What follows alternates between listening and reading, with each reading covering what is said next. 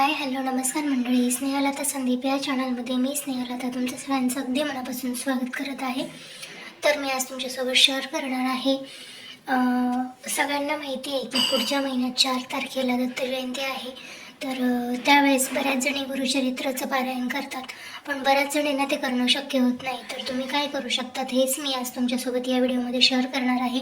त्यासाठी व्हिडिओ शेवटपर्यंत बघायचा आहे. व्हिडिओ आवडला तर लाईक शेअर सबस्क्राईब नक्की करायचं आहे.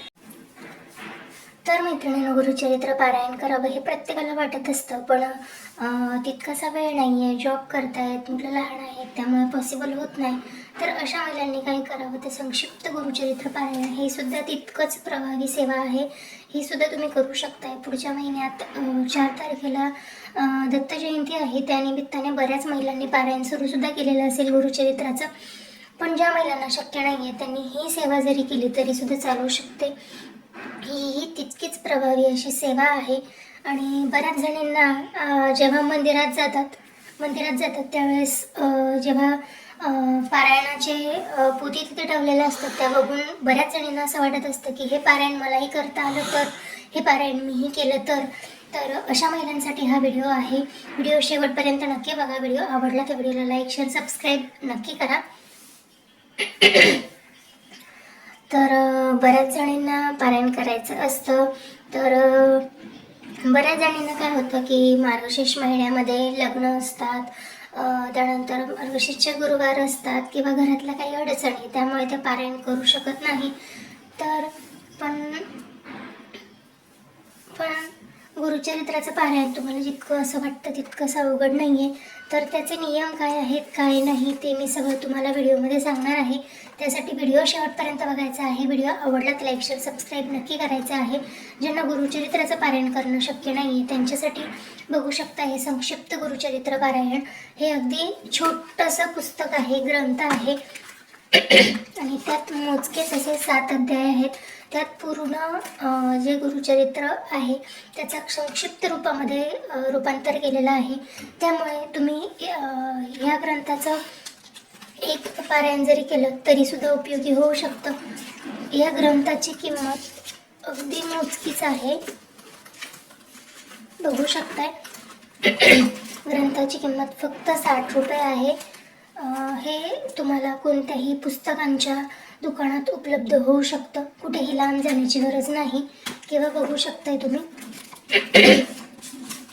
या नंबरवरती संपर्क करून किंवा जवळच्याही कोणत्याही स्वामी मंदिरात तुम्ही जर गेलात तर हा ग्रंथ तुम्हाला मिळू शकतो. जर तुम्हाला 4 तारखेला दत्त जयंतीनिमित्त हे पारायण करायचं असेल तर तुम्ही शुक्रवारी सुरुवात करू शकताय. पण तुम्हाला माहिती आहे की काहीतरी अडचण आहे, पुढे काहीतरी मासिक धर्म येणार असेल तर तुम्ही आजपासूनच ही सुरुवात करू शकता. त्यासाठीचे नियम वगैरे जे आहेत ते मी तुम्हाला पुढे सांगते. त्यासाठी व्हिडिओ शेवटपर्यंत नक्की बघा. व्हिडिओ आवडला तर लाईक शेअर सबस्क्राईब नक्की करा. तर मैत्रिणींनो, हे पारायण कोण करू शकतं? 12 वर्षाच्या पुढे कोणीही हे पारायण करू शकते. स्त्रिया करू शकतात, पुरुष करू शकतात. खरं तर स्त्रियांना हे पारायण नाही सांगितलंय, पण जे आध्यात्मिक दृष्ट्या विचार करतात त्या स्त्रिया हे पारायण नक्कीच करू शकतात. तर पारायण काळात कोणती जबाबदारी खबरदारी घ्यावी, संकल्प सोडूनच पारायणाला सुरुवात करावी. वाचन करताना सोहळ्याने वाचन करावे, म्हणजे कोणत्याही प्रकारचे काळे कपडे घालू नयेत. त्यानंतर सकाळी पहाटे 4 ते 4:30 या दरम्यान, 3, 3:30, 4 या दरम्यान उठून हे पारायण तुम्हाला करायचं असतं. त्यानंतर दुपारी 12 ते 1:30 ही दत्त महाराजांची भिक्षेची वेळ असते. त्यामुळे यावेळेत तुम्ही हे पारायण तुम्ही करू शकत नाही. त्यानंतर कुलदेवतेचे, इष्टदेवतेचे, ग्रामदेवतेचे, मातापित्याचे, गुरुजनांना सर्वांना नमस्कार करून या पारायणाला सुरुवात करावी.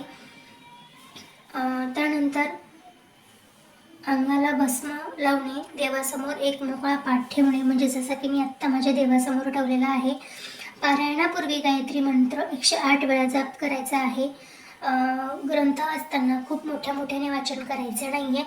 अगदी तुम्ही जे वाचताय ते तुम्हाला ऐकू येतं इतपत जरी तुम्ही वाचन केलं तरी सुद्धा चालू शकतं. त्यानंतर जेव्हा तुम्ही संक्षिप्त गुरुचरित्र पारायण किंवा गुरुचरित्राचं पारायण करताय त्यावेळेस तिखट, आंबट, कांदा, लसूण, वांगे खायचे नसतात.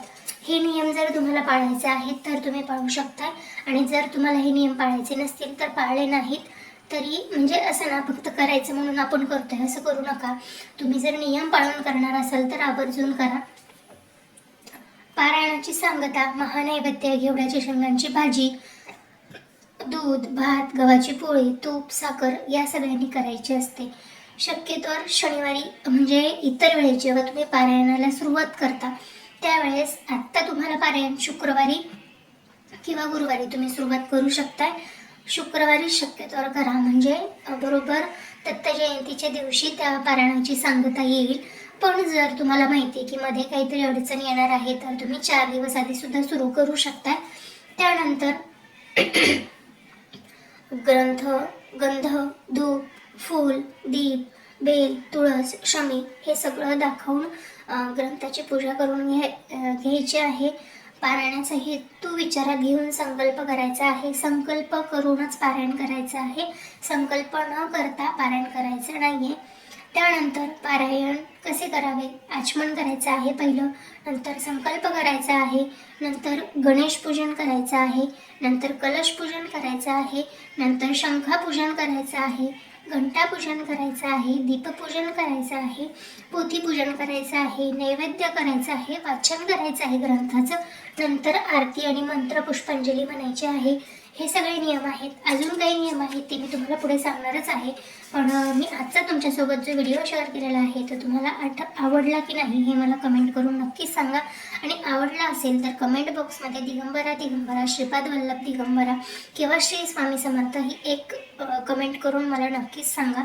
त्यानंतर पारायण सुरू करताना दिवस शुभ आहे की नाही, तिथी शुभ आहे की नाही हे सुद्धा बघा आणि मग वाचनाला प्रारंभ करा. त्यानंतर घरातील सर्वांना तुम्ही नमस्कार करणारच आहात. सर्व देवतांना नमस्कार करून मनोकामना संकल्प करून गुरुचरित्र पोथीची पूजा करावी. शक्यतो औदुंबराच्या वृक्षाखाली बसून पारायण करावं, नाही तर घरात पारायण केलं तरी सुद्धा चालतं. देवापुढे अखंड नंदादीप तेवत ठेवावा. रोजचे वाचन सोहळ्याने करावे, म्हणजे सोहळ्याने करावे म्हणजे मी तुम्हाला सांगितलं आहे की पहाटे लवकर उठून स्नान करून शुद्ध होऊन, आणि त्या काळात तुम्हाला काळ्या रंगाचा कपडा परिधान करायचा नाही आहे. त्यानंतर तुम्ही फलाहार पण घेऊ शकता. त्यानंतर तुम्हाला पारायण झाल्यानंतर तुम्हाला ब्राह्मण भोजन करायचं असेल तर तुम्ही करू शकता. सुवासिनींची ओटी भरायची असेल तर भरू शकतात. दक्षिणा द्यायची असेल तर दक्षिणासुद्धा देऊ शकतात. अध्याय अर्धवट वाचू नये. खरं तर काही अडचण आली तर तिथे थांबून 4 दिवसांनी, 5 दिवसांनी किंवा सुतक आहे तर 13 दिवसांनी पण ते पारायण पूर्ण करावं. अध्याय अर्धवट वाचू नये किंवा पारायणसुद्धा अर्धवट करू नये. त्यानंतर तुम्ही 1, 2, 3, 4, 5, 6, 7 असे 7 अध्याय एका दिवशी करत असतात. तर 7 अध्यायांमध्ये पूर्ण 7 अध्याय वाचावेत. म्हणजे 7वा अध्याय अर्धा वाचला आणि अर्धा सोडून दिलाय असं करू नये. कोणताही अध्याय पूर्ण वाचावा. त्यानंतर असं बऱ्याचदा सांगितलं जातं की त्या काळात आपल्याला कांदा लसूण हे खायचं नसतं, जसं की मी तुम्हाला आधीच सांगितलेलं आहे. त्यानंतर गादीवरती झोपायचं नाही आहे, खाली जमिनीवरती झोपायचं आहे. असे बेसिक काही नियम आहेत. खूप अवघड आहे असं काही नाही आहे. तर बघू शकता यामध्ये सुद्धा काही नियम दिलेले आहेत. ग्रंथाचं पावित्र्य आपल्याला पाळायचं आहे. स्त्रियांनी हा ग्रंथ वाचण्यास हरकत नाही. त्यानंतर हा जो ग्रंथ आहे मध्ये सगळ्या दत्त महाराजांच्या भक्तांचे अनुभव सांगितलेले आहेत, महत्त्व सांगितलेलं आहे. कुणाचे कर्ज फिटले, कुणाला व्यसनमुक्ती झाली, कुणाचे आजारपण बरे झाले, कुणाच्या शिक्षणातले बाधा दूर झाले, कुणाला नोकरी लागली, या सगळ्या गोष्टींच्या यात सगळं सांगितलेलं आहे. तर हा ग्रंथ वाचण्यासाठी अगदी सोपा आहे आणि छोटासुद्धा आहे. म्हणजे गुरुचरित्र पारायण करण्यासाठी तुम्हाला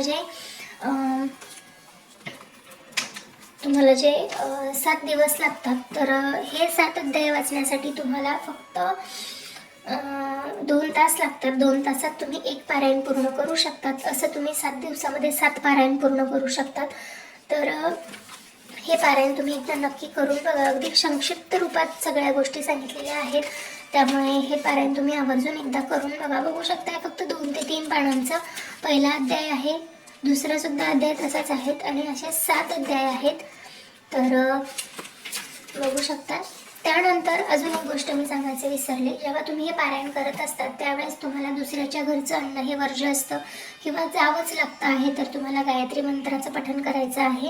गायत्री मंत्र तुम्हाला 11 वेळा म्हणायचा आहे आणि त्यानंतर दुसऱ्याच्या घरचं आलेलं अन्न हे घ्यायचं आहे. प्रसाद आणि जे देवाच्या इथला प्रसाद असतो तो तुम्ही घेऊ शकताय, पण दुसऱ्याच्या घरचं अन्न तुम्ही घेऊ शकत नाही.